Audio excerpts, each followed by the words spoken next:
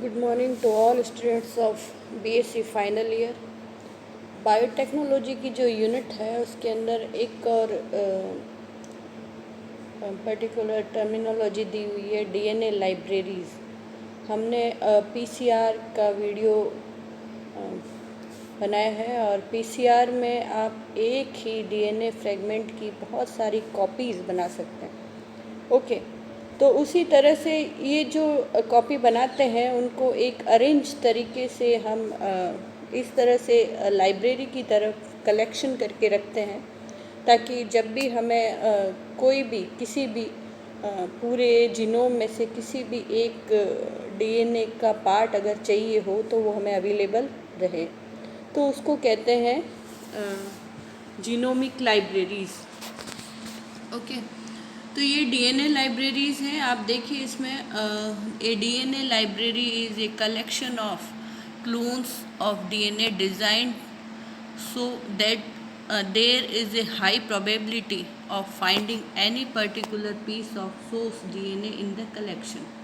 Okay, इसमें क्या करते हैं हम कि एक ही कोशिका का जो सारे गुणसूत्र होते हैं या सारा जो जीनोम क्या होता है कि न्यूक्लियस में जितना भी डीएनए अवेलेबल होता है, सारा डीएनए हम इस तरह से अरेंज करते हैं, ठीक है, कि हम जब भी हम एक्सपेरिमेंट करें तो हमें उसकी प्रत्येक जीन की कॉपी हमें अच्छी तरह से अवेलेबल हो सके। जैसे हम लाइब्रेरी में बुक्स जमाते हैं, ओके, और सब्जेक्ट वाइज हो या किसी भी और अरेंजमेंट से, ताकि जब भी हमें ज़रूरत पड़े हम वहाँ से बुक्स निकाल सकें। ओके, तो यह एक तरह का सारा अरेंजमेंट है डीएनए का, कि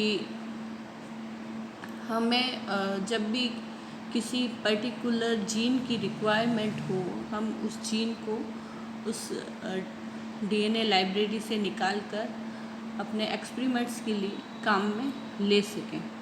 तो किस तरह से होता है ये? दो प्रकार के इसके टाइप हैं। There are 2 types of DNA libraries. आपके दोनों ही कोर्स में है, जीनोमिक लाइब्रेरीज़ और cDNA लाइब्रेरीज़। तो जीनोमिक लाइब्रेरी जो है, the genomic library contain DNA fragments representing entire genome of an organism. एक सजीव में केंद्रक में जितना भी डीएनए है, ओके, वो सारा का सारा डीएनए इसमें और उसके जो डीएनए के टुकड़े वो सारे के सारे काम में लिए जाते हैं। एंटायर जीनोम, पूरा जीनोम एक सजीव का यूज़ किया जाता है। आपको किसी भी वक्त किसी पर्टिकुलर एक सजीव है उसके कोई भी जीन अवेलेबल हो सकता है। और दूसरा है आपके cDNA लाइब्रेरी। cDNA लाइब्रेरी है सिर्फ कंप्लीमेंट्री डीएनए मॉलिक्यूल्स रखती है, synthesize from mRNA molecules in a cell. अब इसकी प्रोसेस थोड़ी अलग है। जैसे आपको पता है कि हम यहाँ पे जीनोमिक लाइब्रेरीज़ और इसमें फ़र्क क्या है कि जीनोमिक लाइब्रेरीज़ में हम डायरेक्ट उसका डीएनए तोड़ते हैं, और यहाँ पर cDNA लाइब्रेरी में हम जो mRNA बनते हैं, ओके, mRNA जो बनते हैं ट्रांसक्रिप्शन से, किसी पर्टिकुलर जो कोई प्रोटीन बनाएंगे उसका हम रिवर्स ट्रांसक्रिप्टेज से वापस डीएनए बनाते हैं। ओके, वापस रिवर्स ट्रांसक्रिप्शन करते हैं और इस mRNA से उसका डीएनए बनाया जाता है। इसको हम कहते हैं कॉम्प्लीमेंट्री डीएनए। ओके, और ये जो डीएनए है ये हम फिर पर्टिकुलर कहीं पर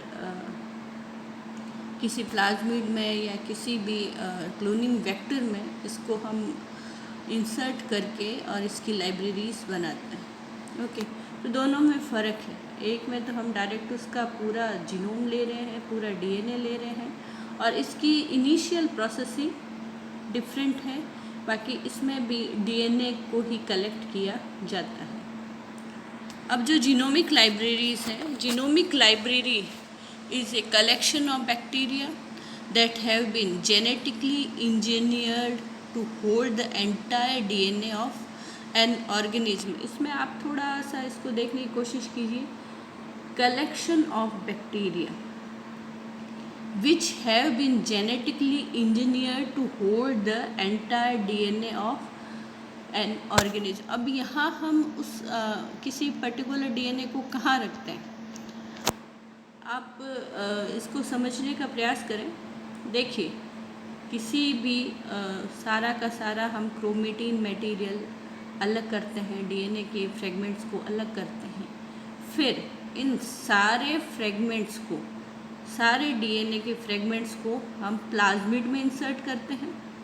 ओके, प्लाज्मिड में इंसर्ट करके, और ये प्लाज्मिड जिस बैक्टीरिया का है या जिस भी बैक्टीरिया के अंदर, हम उसको वापस इंसर्ट कर देते हैं और फिर इस तरह से ये मल्टीप्लाई भी होता है। ओके, और हमें टेस्ट ट्यूब्स में या किसी भी इन आर्टिफिशियल मीडियम में इन बैक्टीरिया को ग्रो करके रखा जाता है, और ये ध्यान रखा जाता है कि कौन सा जो डीएनए का पार्ट है वो कौन से बैक्टीरिया में इंसर्टेड है। ओके, तो इस तरह से हम इनका कलेक्शन करते हैं और इनको सेव रखते हैं बैक्टीरिया के अंदर। तो ये एक कलेक्शन ऑफ बैक्टीरिया है जो कि जेनेटिक इंजीनियर्ड किया हुआ होता है, और जो कि पूरे डीएनए एंटायर एक ऑर्गेनिज्म के पूरे डीएनए को अपने अंदर रखता है। ओके, प्लाज्मिड के अंदर सेव करके। ठीक है, तो ये कलेक्शन, ये आपको जो डेफिनेशन है वो याद हो जानी चाहिए। कलेक्शन ऑफ बैक्टीरिया है जो कि पूरे ऑर्गेनिज्म के डीएनए को अपने अंदर रखता है। The genomic library is collection of gene DNA sequence created using molecular cloning। Okay, ये सारे जो जीन हैं या डीएनए सीक्वेंसेस हैं, ये मॉलिक्यूलर क्लोनिंग से क्रिएट किए जाते हैं। These libraries are constructed using clones of bacteria और yeast that contain vector into which fragment of partially digested DNA have been inserted. तो यही बात है कि जब हम जितने भी फ्रेगमेंट होते हैं एक सजीव के, वो सारे के सारे हम प्लाज्मिड में इंसर्ट कर लेते हैं, और फिर उन प्लाज्मिड को उनके जो भी नेचुरल ऑर्गेनिज्म है, बैक्टीरिया है या यीस्ट है, उसके अंदर हम इंसर्ट कर देते हैं। देखिए, इसमें ये डायग्राम देखिए आप। जैसे कोई सेल है और उसका सारा का सारा जो डीएनए है वो बाहर निकाला है। ये बहुत सारे इस साइड में वेक्टर्स हमने लिए हैं जिसके अंदर हमने ये इस डीएनए के पार्ट्स को इंसर्ट करना है। ये वेक्टर्स में हमने उनको क्लीव कर दिया है, खोल दिया है, और यहाँ हमने डीएनए के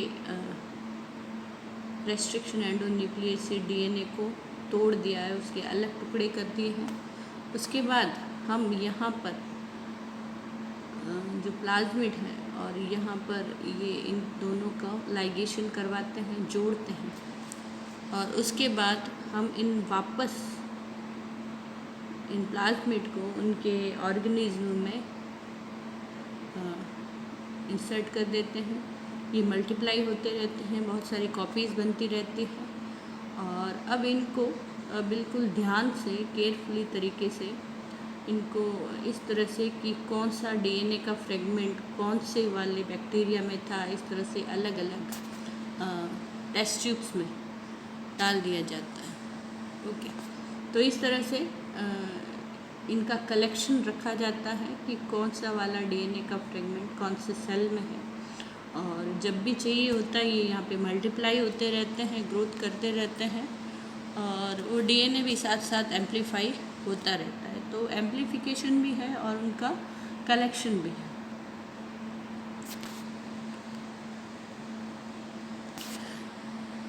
These bacteria and yeast are subsequently grown in culture when these microorganisms replicate their genome. They also replicate the vector genome contained within them.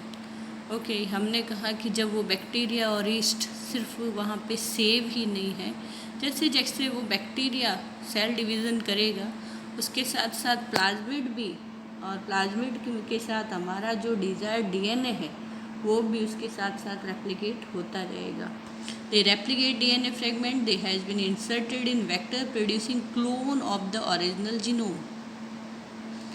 This collection of clones in theory contains all sequence found in original source including the sequence of interest. Okay, हमें कभी कभी पूरे genome की requirement नहीं होती है, सिर्फ एक आधा जो हमारा डिजायर्ड जीन है या वांछित जीन है उसी की रिक्वायरमेंट होती है, लेकिन फिर भी हम पूरे के पूरे जीनोम का कलेक्शन रखते हैं. Genomic libraries can be constructed using various hosts like plasmid, bacteriophage, lambda and many more. आपको बताया था कि बहुत सारे क्या कहते हैं कि हम बहुत सारे तरीके अपना सकते हैं क्लोनिंग वेक्टर के. तो प्लाज्मिड है, बैक्टीरियोफेज है और दूसरे भी कई तरीके हैं जिससे हम जीनोमिक लाइब्रेरीज का निर्माण कर सकते हैं. स्टेप्स क्या इसके भाग हैं या क्या इसकी प्रोसेस है कंस्ट्रक्शन की, बनाने की. सबसे पहले तो to create a human genome library a researcher begin by extracting and purifying DNA from human cell. अगर मान लीजिए हमें किसी ह्यूमन सेल का जीनोम लाइब्रेरी बनाना है तो हम सबसे पहले क्या करेंगे, एक्सट्रैक्ट यानी निकालेंगे और प्यूरिफाई करेंगे डीएनए को. और वो जो प्यूरिफाइड डीएनए है, the purified DNA consist extremely long strand. अब डीएनए काफ़ी लंबा होता है, उसके थ्रेड बहुत लंबे होते हैं. To begin working with DNA the strand must first cut into manageable site. अब है ना, उनको छोटी साइज़ में पहले काटा जाता है रेस्ट्रिक्शन एंडोन्यूक्लियस से.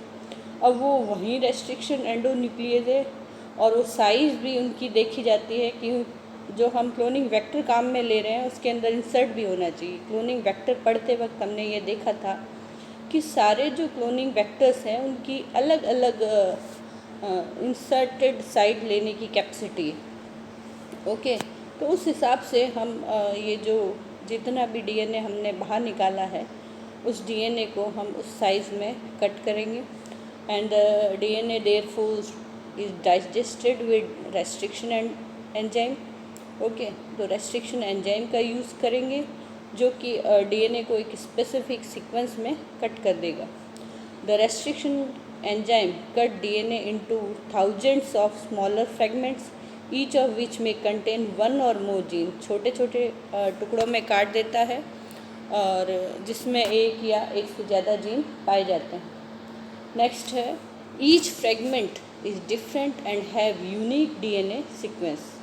हर एक फ्रेगमेंट डिफरेंट है और उसमें अलग डीएनए सीक्वेंस है.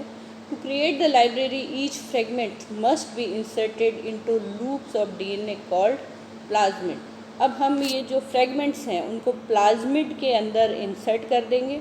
The plasmid are digested with the restriction enzyme then seal to human DNA using DNA ligase. Okay, उसके अंदर हमारा डीएनए इंसर्ट कर देंगे और लाइगेज से उसको सील कर देंगे.